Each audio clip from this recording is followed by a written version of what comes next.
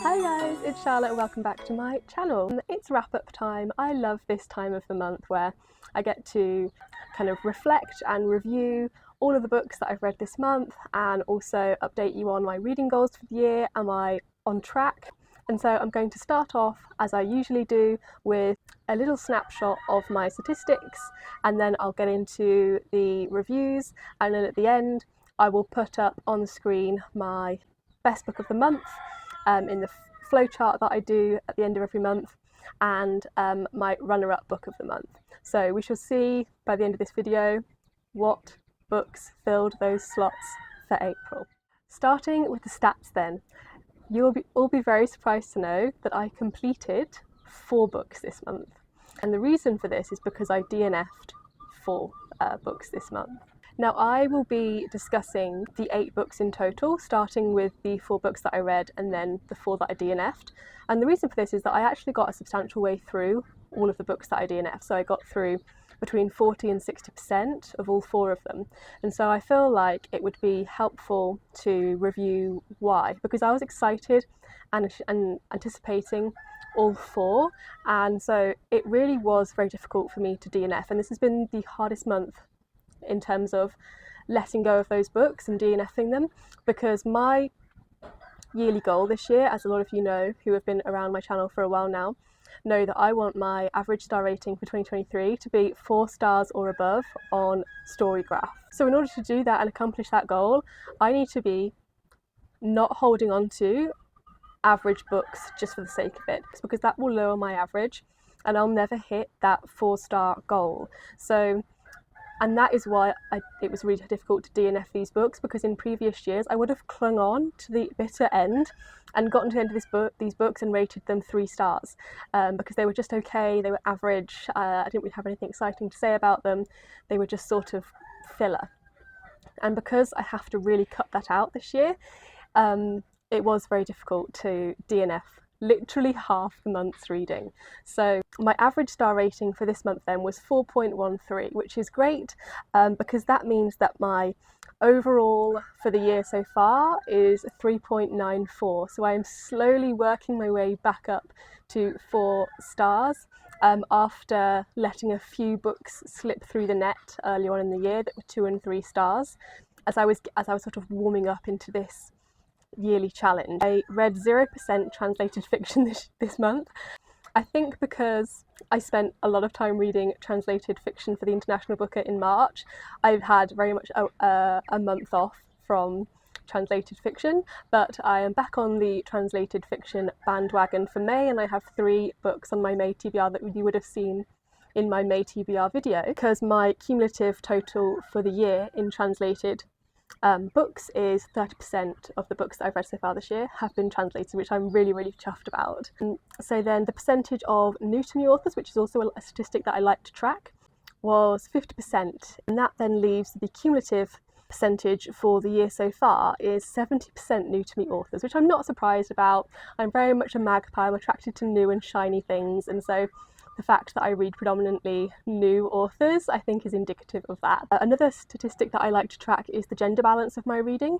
I explain why I'm doing this in other videos, but for those of you who haven't heard it before, so last year I read overwhelmingly female authors, 8% female authors, but when it came to my top 10, I think 30 or 40% of them ended up being by male authors. So male authors proportionally were overrepresented in my top 10. So that said to me, well, when you do read male authors, you tend to get on with them quite well. So why don't you just try and, increase the level slightly, not 50-50, not even 60-40, but just slightly more than 20%. I have done that this month.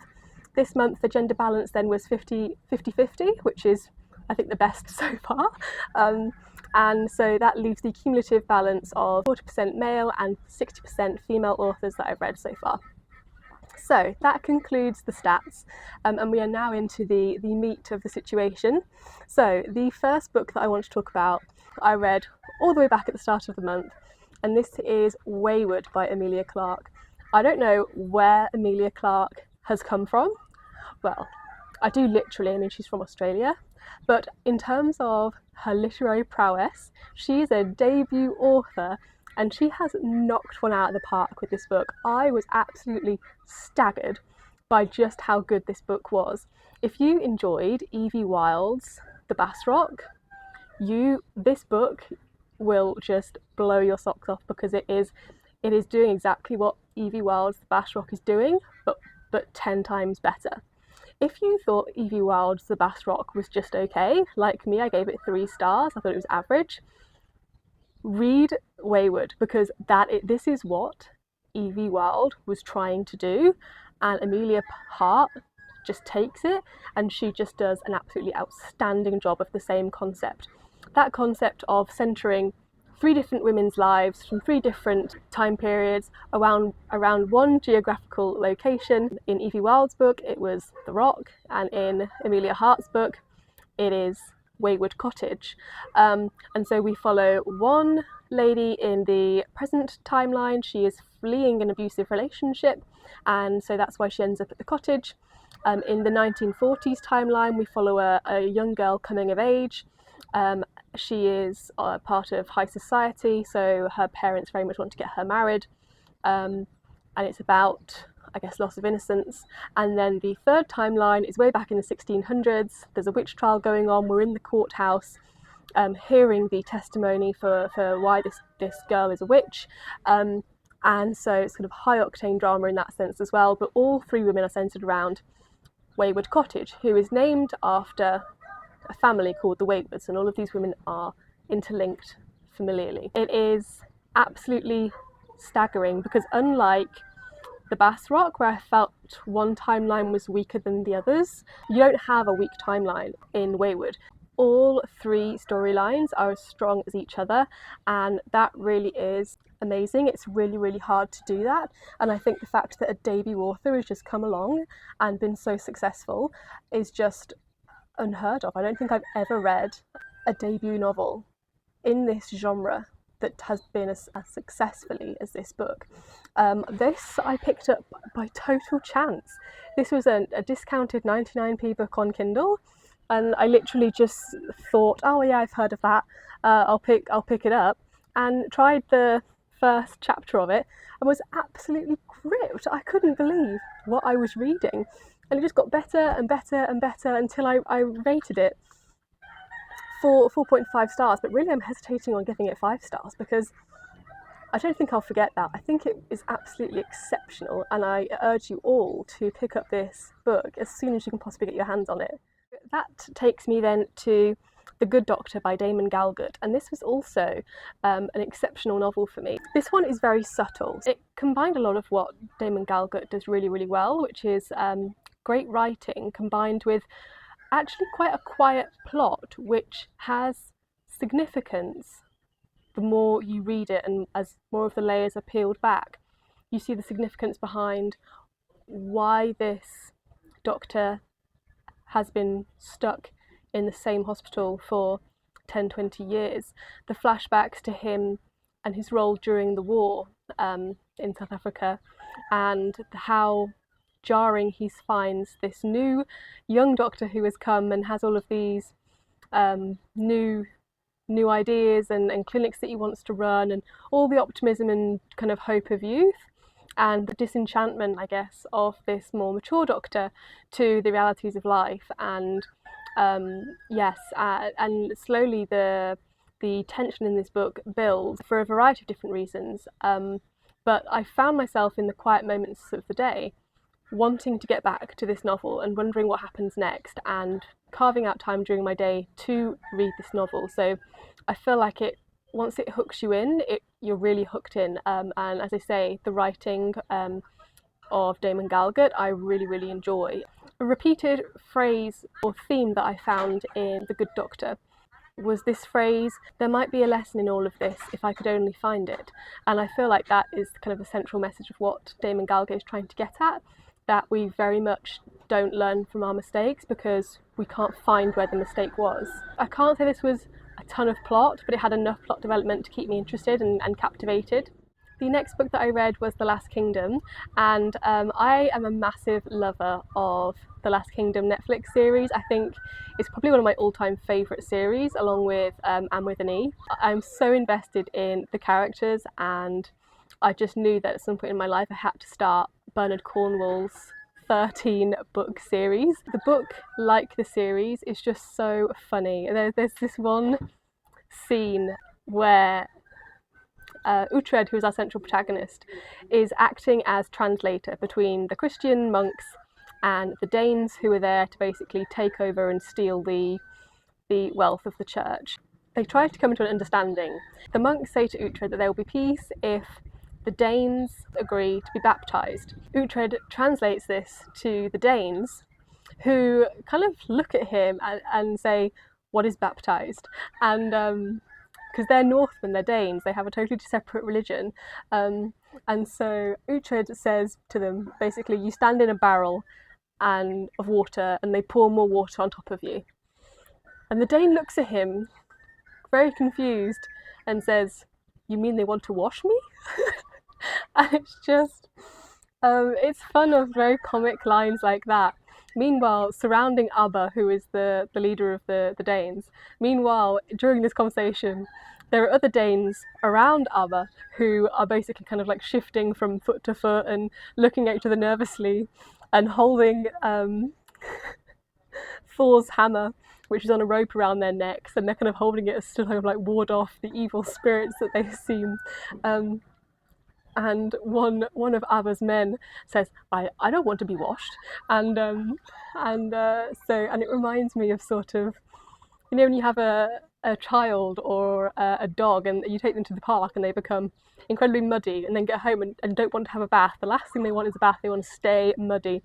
I just had visions of this great hulking Dane, you know, blood all over his face, mud all over his face, you know, holding his Thor's hammer, you know, terrified of a bath, basically. And I just found the whole thing very comical and just hilarious and just so endearing. Uhtred is exactly the same personality in the book as he is in the series, and so yeah, I cannot state enough how much I absolutely love The Last Kingdom, and I have now 12 more books to go. I already know the plot line pretty much off by heart from watching the 4 or 5 seasons on Netflix, but either way I shall enjoy every moment, and it will be like a little treat for me to read those books. So the last book that I read officially then was Margaret Atwood's Burning Questions. I listened to it on audio because she narrates part of it, and I really like Margaret Atwood's delivery. I think she has a really unique kind of voice, an accent that I don't hear very often, and she delivers stuff in quite a dull, monotone voice that I find so interesting to listen to. I feel like it's very pleasing to my ear when I listen to her give speeches or talk. So when I heard that she was narrating the audiobook, which she does in part, but it's mainly other people because obviously the lady's 80 years old, like, so, you know, fair enough, she can't read a 19-hour audiobook. But had I wished the whole thing had been narrated by Margaret Atwood? Yes, because I feel like that woman could narrate her shopping list, and I think I would want to listen to it. But it is, at the end of the day, just a collection of her essays and articles and speeches from, I think, 2004 to the present day. And so in a way it did kind of feel like a bit of a cash grab in terms of you're just repackaging stuff that is available for free online that people can just read. But fair enough, I mean, if you're 80 plus and you're a well-established author, you can get away with anything, and if she wants to make a quick buck, or bucks plural, doing this, then fair enough, take my hat off to you. You do it because you have been so successful in your career that, you know, I bear down to your, you know, your merit and your reputation, because yeah, I can't really say too many bad things about Margaret Atwood. So yes, but did it feel special? No. Did it feel, would I have wanted to pay for it? No. I didn't didn't listen to every chapter. I listened to the articles and excerpts and speeches that I was interested in. She spoke about climate change and writing and different books that she likes, and that sort of thing. So I found some of it interesting, but not all of it. So I very much kind of skipped around the topics that I was interested in. That takes me then to the DNFs, and this is the first time I'm going to include DNFs in my wrap-up because they were so significant to my reading life this month. So the 4 were The Lizard Cage, Horse, Climate of Change, and Outsiders, and all of these were really anticipated, especially The Lizard Cage and Horse, both of which I read 60% in before DNFing. When I opened these books up, I thought they were going to be 5 stars, and so the fact that I ended up DNFing them was really sad. And I think the reason why I DNF'd Horse was that the specialness that I thought I had in the beginning, I wanted her to kind of foster and keep the momentum going and make it even more special and even more special and even more special. And it did the opposite. Like we started off with an interesting premise and I thought, oh, this is exciting, where's she going to go from here? And then it very much declined and nothing much happened, and it declined and it kind of stagnated, and it just kind of got worse and worse. And that was really unfortunate because that's now my 2nd Geraldine Brooks that I've read. I've read, I DNF'd her Year of Wonders, and I've now DNF'd Horse. So I just wonder if maybe Geraldine Brooks is just not an author for me. I want her to be an author for me, but it just didn't hit. I know Matthew Sharappa really likes Geraldine Brooks, so yeah, I went in wanting to like this more than I actually did. And then with The Lizard Cage, when I first started reading it, I thought, wow, this is going to be 5 stars. It's a brilliant novel. It's using the device of starting at the end. So we get introduced to a very young boy who's at a monastery, and he gets adopted, and his adopted father turns around to him and says, tell me about the songbird.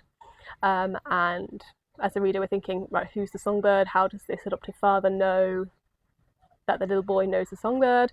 And we find out that the songbird was a political dissident locked up in solitary confinement in Burma during the war, and he would sing his political dissident, and so his political dissent, and so that's why he was called the songbird. And so this little boy, we then think, well, was the little boy then in prison? And he was, but not as a prisoner. So he was living in prison because he was an orphan. His way of making money was basically killing the rats in prison, and then he would trade that for money from the prisoners, because the prisoners would cook the rats and eat them, and the little boy would make a little bit of money from that. And so eventually the little boy meets the songbird because he has to go and give them his daily meals to the songbird. As he's in solitary confinement, he can't come out for his meals. And so the book is 500 pages long, and it is, for the most part, told from the viewpoint of the songbird in a solitary confinement cell. So it's a lot of staring at the same 4 walls. There's very little interaction other than with this little boy who gives him his meals every day. And so it by the halfway point, I kind of wanted it to okay, I'm done with being in a solitary confinement cage with this guy. Can we please get some freshness? Can we please have a change of scene? And maybe that was the point. Maybe her, Karen Connolly's point was, you're going to sit in this solitary confinement cage with this guy, be bored, and you're going to get a taste of basically, I don't know if that was her vibe or what, but for me it was just like, am I enjoying this? Do I want to skim this book now? Yes, it's making me want to skim it to see if we're going to, do anything other than sit in this dank, dark cell with this guy. And I was expecting it to kind of pick up the pace a bit and maybe go back to the monastery with a little boy and tie up some loose ends there and do a kind of full circle thing. And maybe she does get to it, but it's taken her 60% to not even leave the isolation cell. So for me, we weren't going anywhere fast. And as I say, maybe that was her point, but I just wasn't prepared to stick around for another 250 pages to see if she was going to make her point or not. The second 2 DNFs then were Climate of Change, or For Change, by Hilary Mantel, and The Outsiders. The Outsiders I was reading because it was nominated for the Portico Prize, which celebrates writing coming out of the north of England. And then Climate of Change is actually more of a domestic contemporary setup in comparison to Hilary Mantel's other works, which are very much historical. So this one you have an English family who go out to be missionaries in Africa, and then it's part told by their lives there, and then flashbacks to their life in the present and other family members in the present. There's a little bit of a cheating thing going on, which is kind of a scandal in the village, and so it is very quiet. The life is very quiet and small, and I think I was going in, I can't fault the writing, but I was going in with high expectations of what this novel was going to achieve, and maybe it was going to be, you know, the plot just wasn't there in the end, and nothing really happened, and certainly nothing interesting enough to keep hold of my attention. So yeah, the climate of change, unfortunately, was one of those ones where I wanted to love it, because it's Hilary Mantel and because she was doing something different from her usual, you know, historical fiction, and it just was a bit of a miss, unfortunately. I didn't really feel like I gelled with any of the characters, and that tends to, and also there wasn't one central protagonist. We were getting like glimpses of different people, and no one that we actually really were rooted in and wanted and to care for and that sort of thing. It was all sort of like looking at someone through a mirror, through a tunnel. It was all very sort of obscure. So and then The Outsiders was actually fairly similar. I couldn't really get into it because I couldn't get into the characters, and this is set in the north of England, but is around the infatuation of a teenage boy with his friend's mum, and it wasn't going anywhere fast, and it was like 600 pages long, and yeah, 600 pages of not going anywhere fast isn't fun for me. There didn't seem to be a point to what we were doing. I wanted to love this book, and I couldn't, so I had to bail at 40%. With all 4 of the books that I DNF'd, I think it's important to say that I could feel myself being pulled into a reading slump whilst reading these, whereas the 4 books that I finished and continued with, I was wanting to go back to them and wanting to make time for them in my day and interested in what happened next, whereas my other 4 were the total opposite. I felt myself procrastinating, not picking up the books, not wanting to read, and so that was a very clear indicator for me that I was doing the right thing by DNFing. So that takes me on then to the final part of this video, which is actually probably one of my favourite sections of my wrap-ups, which is ranking and going through who won this month. And I think it's quite clear in my mind that the top 2 books are Wayward and The Last Kingdom, and I think my heart is going to rule over my head for this decision, and the main spot is going to go to The Last Kingdom, and the runner-up spot is going to go to Wayward, just because I love the world of The Last Kingdom. I love Uhtred, I love everything about it. It is pure escapism and fantasy. I can't not put it in first place. I feel like I would be robbing it. And on another day when I'm thinking with my head rather than my heart, these 2 would be switched around and Last Kingdom would be the runner-up. But I want to go with my gut on this one, and that means that The Last Kingdom is the winner. So I feel like this has been a very long wrap-up, so I do apologise for that, guys. I can't wait to chat with you down in the comments, and I'll see you all very soon in my next video. Thanks for watching, guys. Bye.